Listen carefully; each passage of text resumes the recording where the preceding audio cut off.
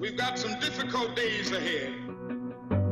In this difficult day, in this difficult time for the United States, it's perhaps well to ask what kind of a nation we are and what direction we want to move in. We hold these truths to be self-evident, that all men are created equal. What we need in the United States is not division. What we need in the United States is not hatred. What we need in the United States is not violence and lawlessness, but is love and wisdom and compassion toward one another. We're at war with the most dangerous enemy that has ever faced mankind in his long climb from the swamp to the stars. And it's been said if we lose that war, and in so doing lose this way of freedom of ours, history will record with the greatest astonishment that those who had the most to lose did the least to prevent its happening. And freedom has never been so fragile, so close to slipping from our grasp as it is at this moment. There's only one guaranteed way you can have peace, and you can have it in the next second. Surrender. The cost of freedom is always high, and one path we shall never choose is the path of surrender. We shall never surrender. The tide has turned. The free men of the world are marching together to victory. Here we are, together, facing a group of mighty foes who seek our ruin. Here we are, together, defending all that to free men is dear. Terror is not a new weapon. Throughout history, it has been used by those who could not prevail, either by persuasion or example. But inevitably, they fail, either because men are not afraid to die, or because the terrorists themselves came to realize that free men cannot be frightened by threats, and that aggression would meet its own response. Like anybody, I would like to live a long life. Longevity has its place. But I'm not concerned about that now.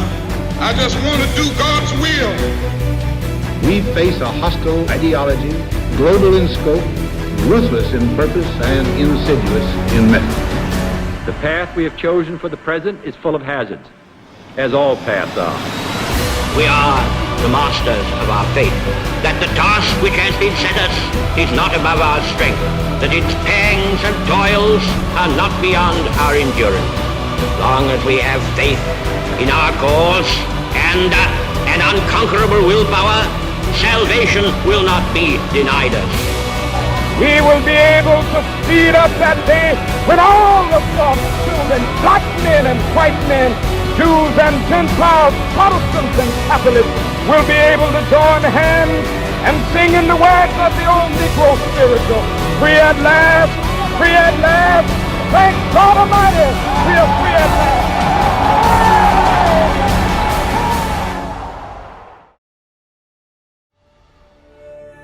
We can do well in this country. We will have difficult times. We've had difficult times in the past, but we will have difficult times in the future. It is not the end of violence. It is not the end of lawlessness, and it's not the end of disorder. Crises there will continue to be. In meeting them, whether foreign or domestic, great or small, there is a recurring temptation to feel that some spectacular and costly action could become the miraculous solution to all current difficulties. But we can no longer risk emergency improvisation. The potential for the disastrous rise of misplaced power exists and will persist. We must never let the weight of this combination endanger our liberties or democratic processes.